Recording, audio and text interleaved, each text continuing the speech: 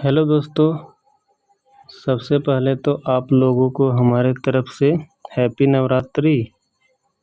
और हमारे YouTube channel daily GK with Rahul YouTube channel में आपका बहुत बहुत स्वागत है।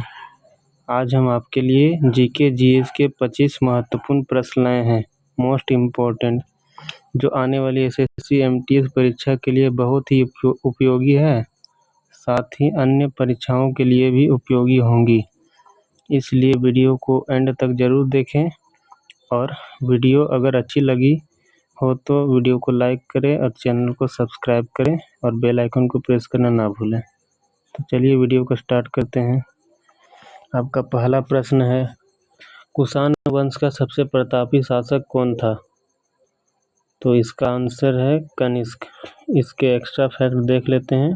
पहला, इन्होंने 78 ईस्वी में शक संवत की स्थापना की थी। दूसरा फैक्ट, इसी के समय में कश्मीर के कुंडल वन में वासुमित्र की अध्यक्षता में चतुर्थ बौद्ध संगीति आयोजित की गई थी। तीसरा फैक्ट है, कनिष्क के शासनकाल में बौद्ध प्रतिमा की पूजा आरंभ हुई थी। फोर्थ फैक्ट, कनिष्क की राजधानी पुरुषपुर पेशावर थी।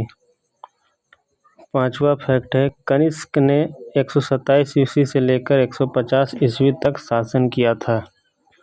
छठा फैक्ट है आपका, कनिष्क ने बौद्ध धर्म को हीनयान और महायान 2 भागों में विभाजित किया था। सातवां फैक्ट इसका है, कनिष्क ने देवपुत्र की उपाधि भी धारण की थी। अगला प्रश्न है, प्रश्न संख्या 2 है, बाबर ने काबुल पर कब अधिकार किया था?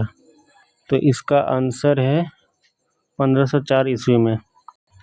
अब बाबर से रिलेटेड एक्स्ट्रा फैक्ट है, बाबर ने 1507 ईस्वी में पादशाह की उपाधि धारण की थी। सेकंड फैक्ट है इसके, बाबर ने 1526 ईस्वी में पानीपत का प्रथम युद्ध लड़ा था और इब्राहिम लोदी को हराकर मुगल वंश की स्थापना की थी। इसने 1527 ईस्वी में खानवा का युद्ध लड़ा, जो बाबर और राणा सांगा के बीच हुआ था। और 1528 ईस्वी में इसने चंदेरी का युद्ध लड़ा था, जो बाबर और मेदिनी राय के बीच हुआ था। और 1529 ईस्वी में इसने घाघरा का युद्ध लड़ा, जो बाबर और महमूद लोदी के बीच हुआ। बाबर ख्वाजा ओबैदुल्ला अहरार का अनुयायी था। नेक्स्ट है, बाबर के समय मुगल वंश की आधिकारिक भाषा फारसी थी। अगला फैक्ट है, बाबर का मकबरा काबुल में है, जहां उसे बाग-ए-बाबर बगीचा में दफनाया गया। अगला प्रश्न संख्या 3 है, अनुच्छेद 352 से अनुच्छेद 360 किस भाग में आता है? इसका आंसर है भाग 18 में।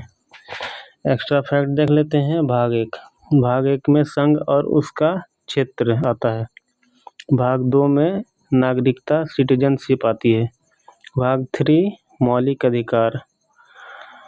भाग 4 राज्य के नीति निर्देशक सिद्धांत यानी कि डीपीएसपी।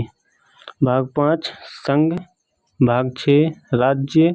भाग 7 राज्य और संघ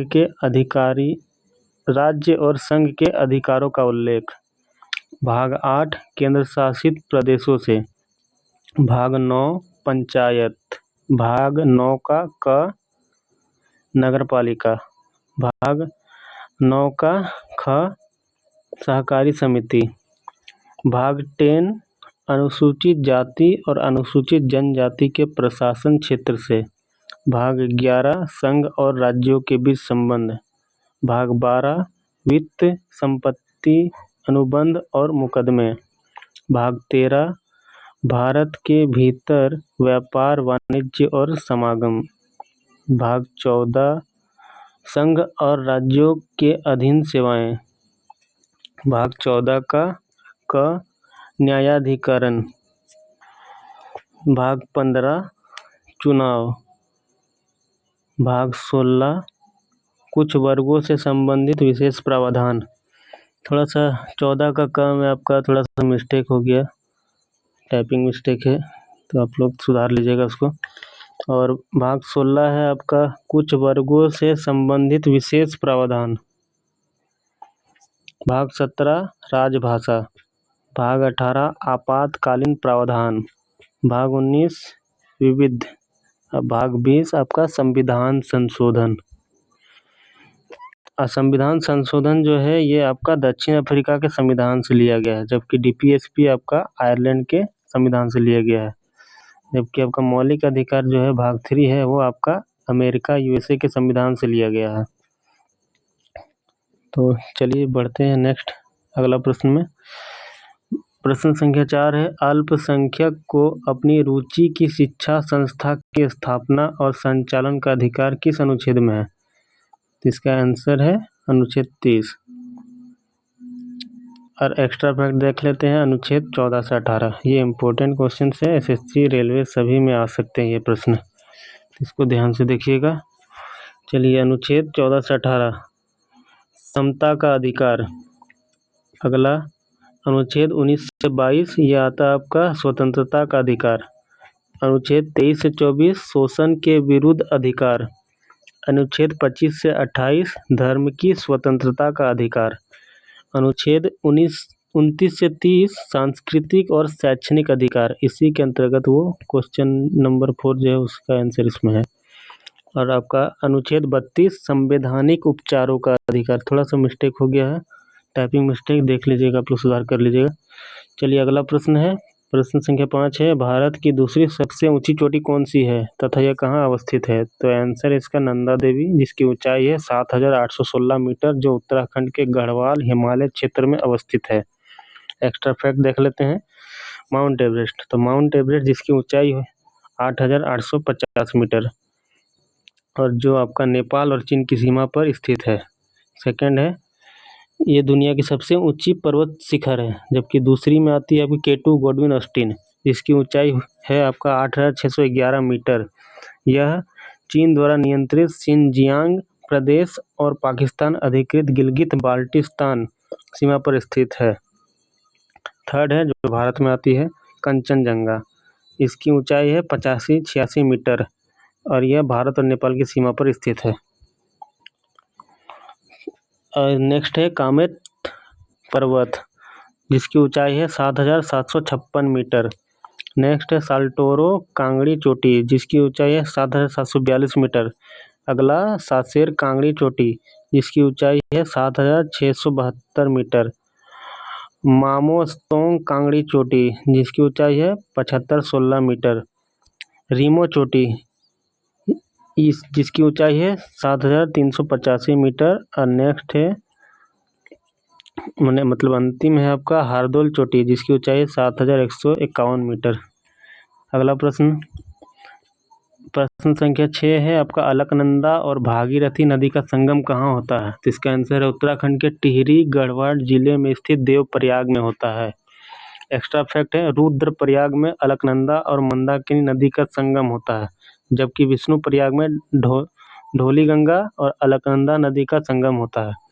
प्रश्न संख्या 7 है विलायत खां का संबंध किस वाद्य यंत्र से है? तो इसका आंसर है सितार वादक। एक्स्ट्रा फैक्ट देख लेते हैं।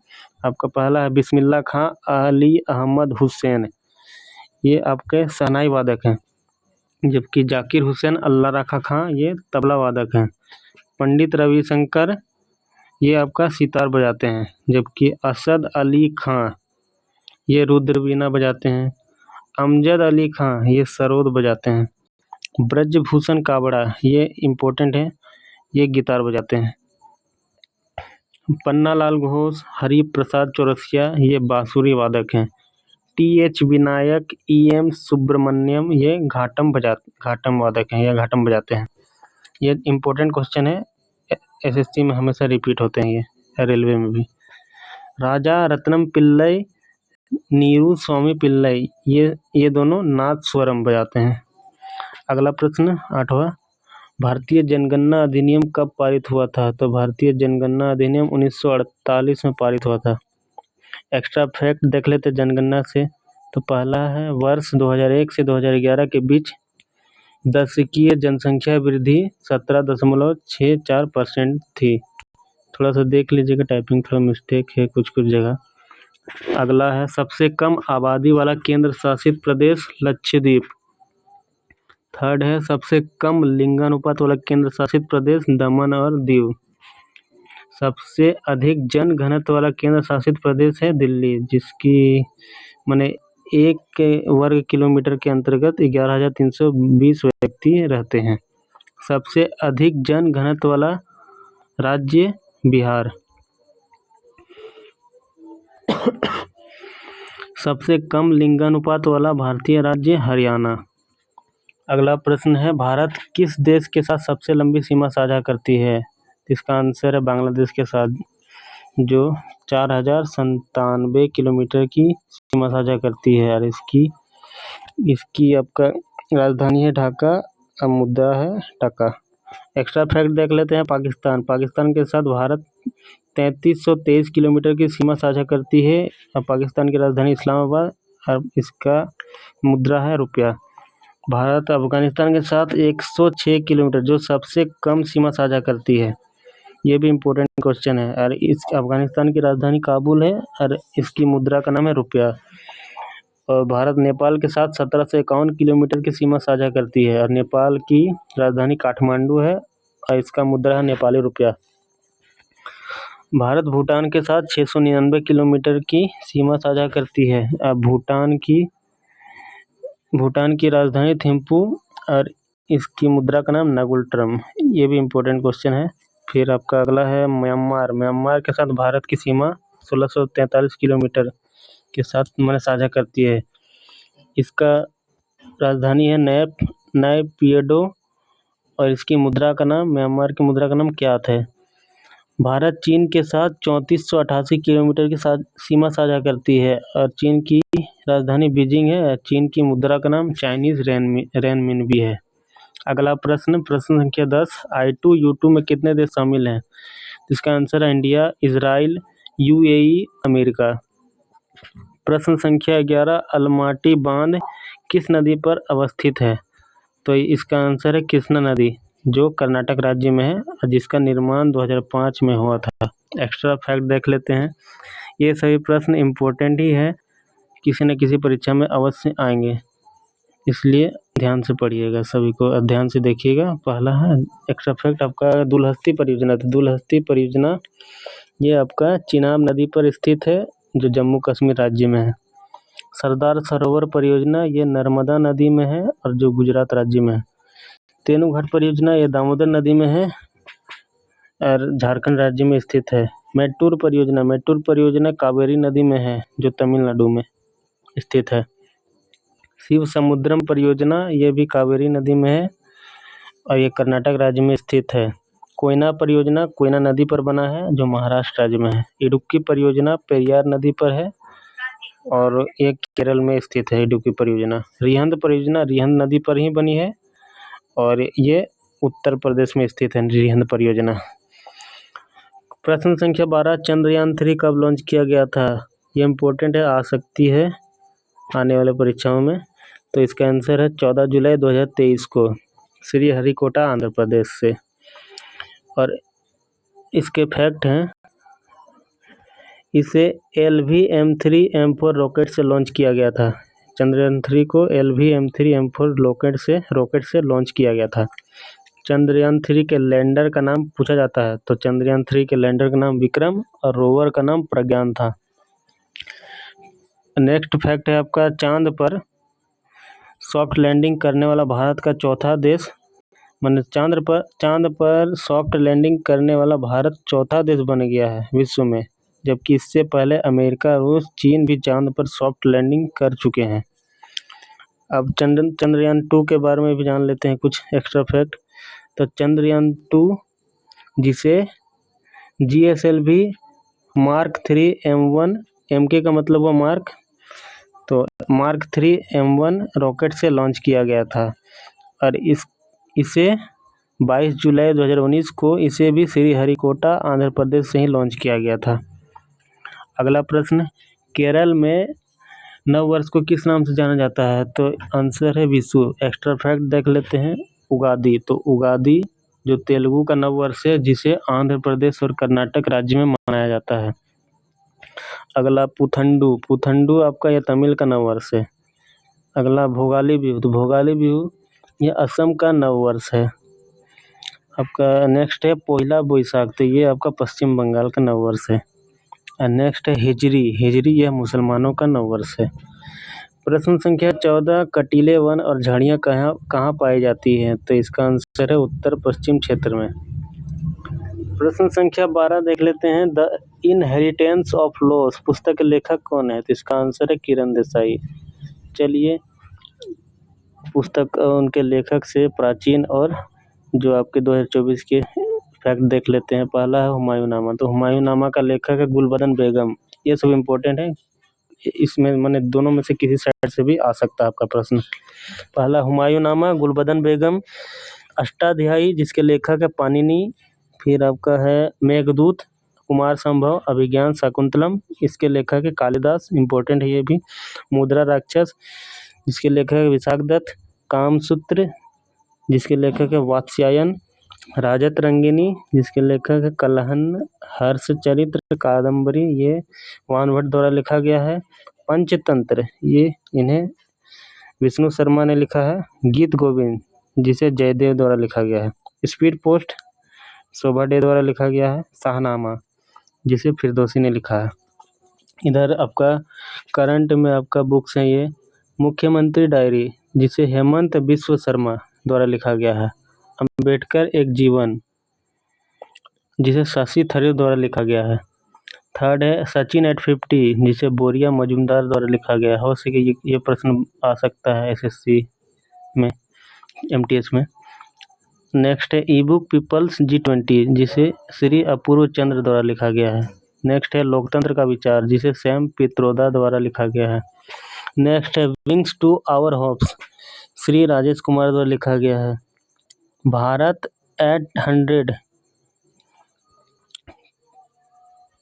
की आर्थिक, यहाँ थोड़ा सा मिस्टेक है शायद, तो भारत एट 100 उसको हम आपको बाद में बता देंगे। कैल की आर्थिक महाशक्ति की कल्पना professor KV. Subramaniam.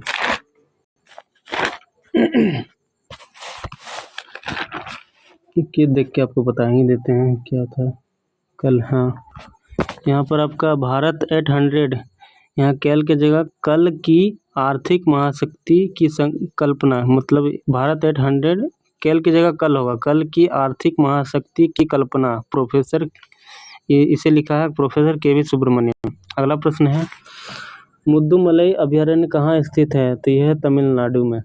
Extra fact देख लेते हैं। कान्हा किसली नेशनल पार्क यह मध्य प्रदेश में है। दुधवा राष्ट्रीय उद्यान उत्तर प्रदेश में है। नल सरोवर पक्षी अभयारण्य ये गुजरात में है। सिमलीपाल अभयारण्य ये उड़ीसा में है। डम्फा अभयारण्य ये मिजोरम में है। कीबू लामजावा नेशनल पार्क ये मणिपुर में है। ये जो है कीबू लामजावा नेशनल पार्क ये 13वां राष्ट्रीय उद्यान है जो मणिपुर में है। 17वां प्रश्न है बेरी रोग किस विटामिन की कमी से होता है? तो इसका आंसर है विटामिन B1। एक्स्ट्रा फैक्ट देख लेते हैं विटामिन से संबंधित। विटामिन ए जिसका रासायनिक नाम रेटिनॉल इसकी कमी से रतौंधी रोग होता है। विटामिन B2 जिसका रासायनिक नाम राइबोफ्लेविन इसकी कमी से किलोसिस तथा त्वचा का फटना ये सब रोग होते हैं। विटामिन B3 जिसका रासायनिक नाम हुआ नियासिन इसकी कमी से बालों का सफ़ेद होना होता है। विटामिन B5 जिसका रासायनिक नाम पेंटोथेनिक एसिड इसकी कमी से पेलाग्रा त्वचा का दाग ये बीमारी होती है। विटामिन B6 जिसका रासायनिक नाम है पायरिडॉक्सिन इसकी कमी से रक्ताल्पता होती है। विटामिन B7 जिसका रासायनिक नाम बायोटिन इसकी कमी से लकवा रोग होता है। विटामिन B12 जिसका रासायनिक नाम साइनोकोबालामिन इसकी कमी से भी रक्ताल्पता यानी कि खून की कमी या एनीमिया कहा जा सकता है होता है। और फिर विटामिन C जिसका रासायनिक नाम एस्कॉर्बिक एसिड इसकी कमी से स्कर्वी होता है। विटामिन D जिसका रासायनिक नाम कैल्सीफेरॉल इसकी कमी से रिकेट्स होता है। विटामिन E जिसका रासायनिक नाम टोकोफेरॉल इसकी कमी से नपुंसकता या बांझपन होता है। विटामिन K रासायनिक नाम फिलोक्विनोन या इसकी कमी से खून का थक्का नहीं जमता है। प्रश्न संख्या 18 है नारियल में कौन सा अम्ल पाया जाता है? तो लॉरिक एसिड। एक्स्ट्रा फैक्ट देख लेते हैं।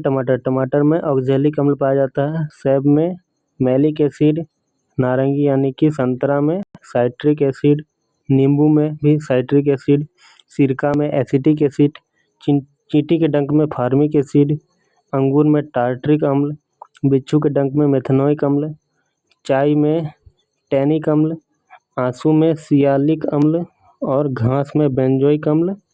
अब पालक में ऑक्जेलिक अम्ल पाया जाता है। प्रश्न संख्या 19, सूर्योदय एवं सूर्यास्त के समय सूर्य का अधिक लाल दिखना यह किस परिघटना के कारण होती है? तो इसका आंसर है प्रकाश के प्रकीर्णन के कारण। अब एक्स्ट्रा फैक्ट देख लेते हैं। आकाश का जो रंग नीला होता है वो प्रकाश के प्रकीर्णन के कारण होता है। टिंडल प्रभाव भी प्रकाश के प्रकीर्णन के कारण ही होता है। इसके साथ ही हीरे का जो चमकना वह प्रकाश के पूर्ण आंतरिक परावर्तन के कारण होता है। टूटी हुई कांच का चमकना ये भी प्रकाश के पूर्ण आंतरिक परावर्तन के कारण होता है। मृग मरीचिका जो रेगिस्तानों में दिखती है हम लोगों को, वो भी प्रकाश के पूर्ण आंतरिक परावर्तन के कारण होता है। ऑप्टिकल फाइबर ये भी प्रकाश के पूर्ण आंतरिक परावर्तन के कारण होता है। ऑप्टिकल फाइबर का प्रयोग संचार और एंडोस्कोपी में भी होता है तथा इसकी खोज नरिंदर सिंह कपानी ने की थी। प्रश्न संख्या 20 है, चरकुला नृत्य किस राज्य का है? तो इसका answer Uttar Pradesh. Extra fact, Gotipua. तो गोटीपुआ आपका हो गया, ये उड़ीसा राज्य में किया जाता है। बांस नृत्य जिसे बैम्बू डांस भी कहा जाता है, यह मिजोरम का पारंपरिक लोक नृत्य है। छपेली नृत्य यह हिमाचल प्रदेश का लोक नृत्य है। रऊफ नृत्य यह रऊफ जनजातियों द्वारा जम्मू कश्मीर में किया जाता है। दप्पू नृत्य, तो दप्पू नृत्य आपका आंध्र प्रदेश का लोक नृत्य है। टूसू नृत्य, तो टूसू नृत्य यह झारखंड में किया जाता है। प्रश्न संख्या 21, दादा साहब फाल्के पुरस्कार 2023 में किसे दिया गया था? तो दादा साहब फाल्के पुरस्कार 2023 में आशा पारेख और रेखा जी को दिया गया था। एक्स्ट्रा फैक्ट देख लेते हैं।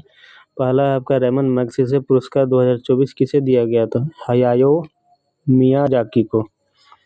नेक्स्ट है अंतर्राष्ट्रीय बुकर पुरस्कार 2024 किसे दिया गया? तो जेनी एरपेनबेक को। ये सभी प्रश्न इंपॉर्टेंट है, देख लीजिएगा, आ सकते हैं आपके एसएससी या रेलवे के एग्जाम्स में। थर्ड है नेल्सन मंडेला पुरस्कार 2024 किसे दिया गया था? तो निमहांस को दिया गया है। फोर्थ है एबेल पुरस्कार। तो एबेल पुरस्कार 2024 किसे दिया गया? तो मिशेल टेला ग्रैंड को। पांचवा है एमएस स्वामीनाथन पर्यावरण संरक्षण पुरस्कार 2024 किसे दिया गया? तो अनंत दर्शन शंकर को।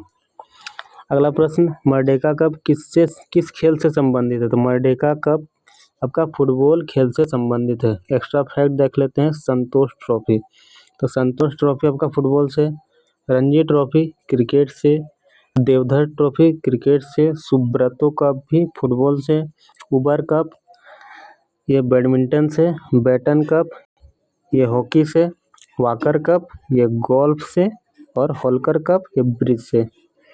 अगला प्रश्न 23, मैराथन दौड़ की लंबाई कितनी होती है? तो मैराथन दौड़ की लंबाई 42.195 किलोमीटर या मील में बोले तो 26 मील 385 गज। ये इंपॉर्टेंट क्वेश्चन ये भी। प्रश्न संख्या 24 है, वर्तमान में भारत के खेल एवं युवा मामलों के मंत्री कौन है? तो इसका आंसर मनसुख मंडाविया। और आज का आखिरी प्रश्न, देश का सबसे गहरा भूमि बंद पतन या बंदरगाह कौन सा है? तो विशाखापट्टनम बंदरगाह जो आंध्र प्रदेश में है।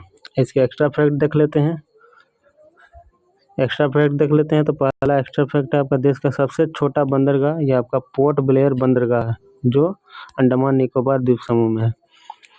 नेक्स्ट है भारत का सबसे पुराना कृत्रिम बंदरगाह, ये है आपका चेन्नई बंदरगाह। अगला फैक्ट है भारत का नया बंदरगाह, तो मैंगलोर बंदरगाह ये एकदम नया बंदरगाह है। अगला है फैक्ट, देश का सबसे बड़ा बंदरगाह यह जवाहरलाल नेहरू बंदरगाह है जिसे न्यावा सेवा बंदरगाह भी कहा जाता है। यह महाराष्ट्र में स्थित है। तो ऐसे ही वीडियोस पाने के लिए आप हमारे चैनल को सब्सक्राइब करें और बेल आइकन को प्रेस करना ना भूलें। और थैंक यू फॉर वाचिंग। और आप हमें इंस्टाग्राम में भी फॉलो कर सकते हैं @IamRahulPandey। तो धन्यवाद। जय हिंद, जय भारत।